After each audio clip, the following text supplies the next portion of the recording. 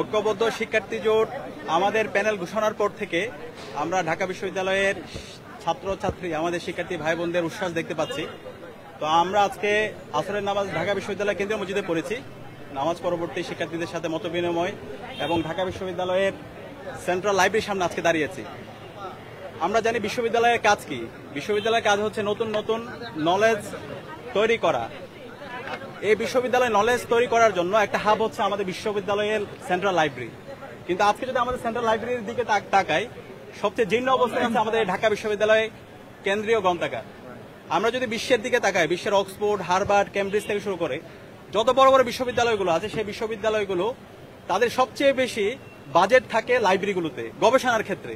কিন্তু আজকে যদি আমরা দেখি আমাদের ঢাকা বিশ্ববিদ্যালয়ে মোট বাজেটের মাত্র এই বছর সবচেয়ে বেশি 2% মতো বাজেটে দেওয়া হয়েছে, যেখানে অন্যান্য বিশ্বে যদি আমরা দেখি প্রায় 20% অধিক এই গবেষণা খাতে দেওয়া হয়।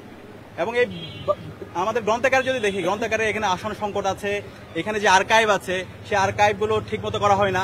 আমরা যারা শিক্ষার্থীরা আছি, আমরা যদি বই আনতে যাই, এখানে বইটাকে গুপ্তধনের মতো করে রাখা হয়েছে। বইটা নেওয়ার জন্য শিক্ষার্থীরা বই যে হলে নিয়ে যাব, সেই প্রসেসগুলো আমলাতান্ত্রিক এত বেশি জটিলতা, কেউ বই নিয়ে যায় না, বই যেখানে আছে সবগুলো এখানে থেকে গেছে। পাশাপাশি আর্কাইভ সেকশনের যে অ্যাক্টিভিটিগুলো, সেই আর্কাইভ সেকশনে যাওয়ার জন্য বিশাল আমলাতান্ত্রিক জটিলতা। তো এই সব কিছু আমাদের ঐক্যবদ্ধ শিক্ষার্থী জুড়ে যে প্যানেল তৈরি হয়েছে, আমরা শিক্ষার্থীদের ম্যান্ডেট নিয়ে আমরা বিজয়ী হয়ে আসার পরে ইনশাল্লাহ আমাদের এই পুরো সেন্ট্রাল লাইব্রেরিকে আমরা আমূল পরিবর্তন করবো ইনশাল্লাহ। বিশ্বের বড় বড় যে বিশ্ববিদ্যালয়গুলো আছে, সেই বিশ্ববিদ্যালয়গুলো যেভাবে তাদের এই লাইব্রেরিকে তারা ইনভেস্ট করে, লাইব্রেরিটাকে যেভাবে আধুনিকায়ন করে, সেভাবে আমাদের এই লাইব্রেরিকে আমরা আধুনিকায়ন করবো। এবং এটা ডিজিটালাইজেশন করা, পাশাপাশি ই লাইব্রেরি যেটা বিশ্বের বুকে এখন খুবই জনপ্রিয়, এবং ইন্টারন্যাশনাল যে জার্নালগুলো আছে এবং আমাদের ইউনিভার্সিটির যে জার্নালগুলো আছে সেগুলোকে অ্যাক্সেস, এগুলো ফ্রি অ্যাক্সেস, সেই অ্যাক্সেসের ব্যবস্থা আমরা করব।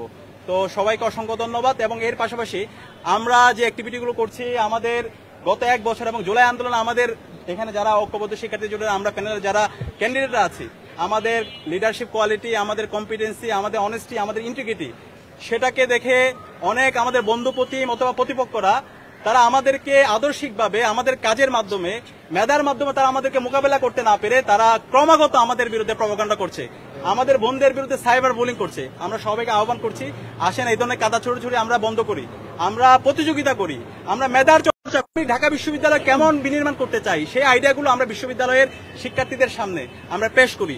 এগুলো না করে আমরা যারা প্রার্থীরা আছে, আমরা যদি এভাবে আচরণবিধি লঙ্ঘন করি, তাহলে এর মাধ্যমে আমাদের নির্বাচনের যে উৎসবমুখর পরিবেশ তৈরি হয়েছে, সেখানে একটা আচরণবিধি লঙ্ঘন হচ্ছে এবং এর মাধ্যমে শিক্ষার্থীরা এই ধরনের আচরণকে তারা পছন্দ করছে না। তা আমরা আশা করব, আমরা সবাই ঢাকা বিশ্ববিদ্যালয়ের শিক্ষার্থী, ঢাকা বিশ্ববিদ্যালয়ের দিকে পুরো জাতি তাকিয়ে আছে, আমরা এমন কোনো কাজ করব না যে কাজের মাধ্যমে ঢাকা বিশ্ববিদ্যালয় প্রশ্নবিদ্ধ হয়। তো আমরা সবাই ঐক্যবদ্ধভাবে আমাদের জুলাইয়ের যে আকাঙ্ক্ষা, শহীদদের যে আকাঙ্ক্ষা এবং বিশ্ববিদ্যালয়ের শিক্ষার্থীদের যে প্রত্যাশা, সেই প্রত্যাশার আলোকে আমাদের ইস্তেহার তৈরি করি, আমাদের ভালো কাজের প্রতিযোগিতা করি এবং এর মাধ্যমে আমাদের সৎ, দক্ষ, আদর্শ দেশপ্রেমিক যারা আছে তাদেরকে আমরা নির্বাচিত করি।